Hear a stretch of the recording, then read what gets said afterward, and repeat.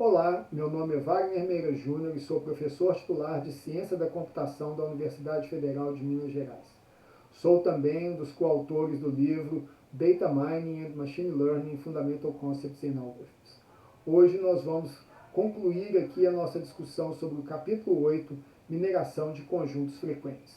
Nos vídeos anteriores, nós entendemos o problema de mineração de padrões frequentes e apresentamos 3 algoritmos: a priori, eclet e fpgrowth. Cada um desses algoritmos otimizou de alguma forma o algoritmo força bruta apresentado originalmente, numa estratégia de ganhar eficiência e dar viabilidade ao problema de mineração de padrões frequentes que sofre com a explosão combinatória. No módulo de hoje nós vamos falar aqui sobre regras de associação, que é uma das utilizações mais frequentes e mais poderosas da mineração de padrões frequentes. Então, uma regra de associação, ela é uma expressão entre 2 conjuntos de itens x e y, onde há uma implicação de x para y.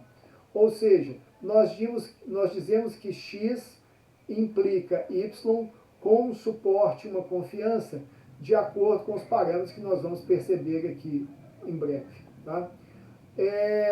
Os conjuntos x e y, eles são disjuntos e ambos são subconjuntos de I e a interseção, como já foi falado, deles é vazia.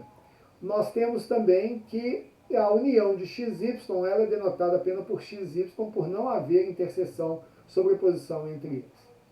O suporte da regra é o número de transações onde tanto x quanto y ocorrem, ou seja, o suporte de uma regra x implica y é o conjunto de transações que contém t de xy, que é o suporte de xy. Esse suporte ele pode também ser trabalhado de forma relativizada, que basta nós dividirmos o número absoluto de transações onde x e y ocorrem pelo tamanho da base de dados, que nada mais é do que a probabilidade de x e y. Aqui há uma coisa interessante quando nós falamos de regras de associação, é que existe toda uma visão probabilística do processo que nós já vamos apresentar. Essa visão ela fica clara na segunda medida de interesse associada à regra de associação, que é a confiança.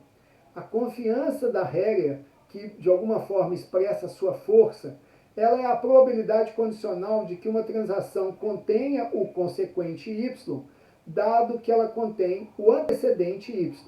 Então, nós denotamos por C a confiança de x implica em y, que nada mais é que a probabilidade de y dado x.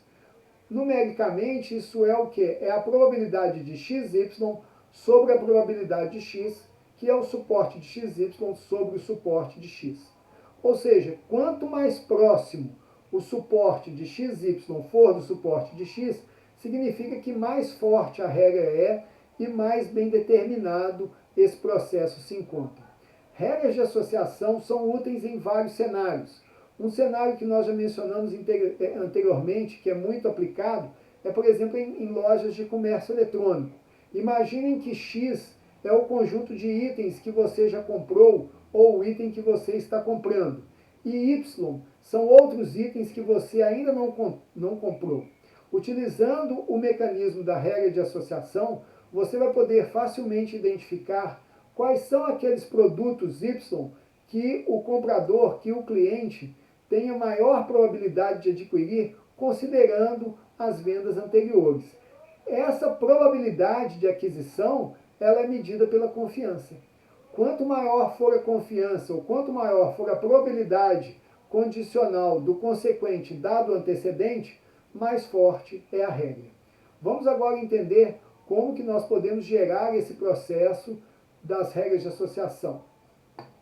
O processo da geração das regras de associação, ele se inicia pelo conjunto de itens sets frequentes. Na verdade, a parte mais custosa desse processo é exatamente a geração dos itens sets frequentes, que são então utilizados para a geração das regras de associação.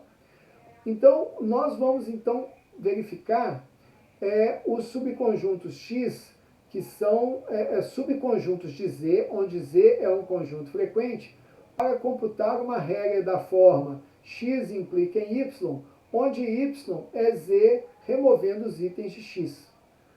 Essa regra, ela é frequente por quê? Porque Z é frequente. Então, nós trabalhamos de uma forma invertida. Para cada conjunto frequente, nós vamos decompô-lo em subconjuntos mutuamente exclusivos e vamos calcular a confiança da regra induzida por esses subconjuntos.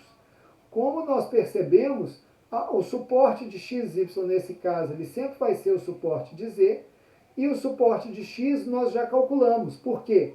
Porque se x é um subconjunto de z, significa, e z é um conjunto frequente, então x também vai ser frequente, e o seu suporte já vai ter sido calculado quando nós fizemos o cálculo dos conjuntos frequentes. Se a confiança for maior do que a confiança mínima, que é o segundo critério, o segundo parâmetro utilizado aqui na mineração de padrões frequentes, então a regra é uma regra forte. Por outro lado, se a confiança for menor do que o limiar, então essa confiança ela vai ser menor para todos os subconjuntos W de x e o suporte de W vai ser maior ou igual que o suporte de x. Dessa forma, nós não precisamos verificar mais os subconjuntos de x. Essa é uma propriedade interessante que, mais uma vez, explora o princípio a priori que nós vimos lá anteriormente no capítulo. Finalmente, nós temos aqui, então, o algoritmo, que ele é o algoritmo que, a partir de cada conjunto frequente, onde o tamanho desse conjunto seja maior ou igual a 2, nós vamos, então, gerar um conjunto A que seja um conjunto A de todos os x que são subconjuntos de Z e não são vazios. Enquanto esse A for vazio, nós vamos verificar qual que é o elemento maximal, removê-lo de A, gerar o suporte da regra com Z sobre o suporte X. Se ele for acima da confiança mínima, nós imprimimos. Caso contrário, nós vamos remover todos os subconjuntos X de A, como já foi mencionado, explorando a propriedade a priori. Bom, com isso, então, nós concluímos aqui o capítulo 8 do livro, Mineração de Padrões Frequentes, em particular de conjuntos, e damos prosseguimento ao livro nesse sentido.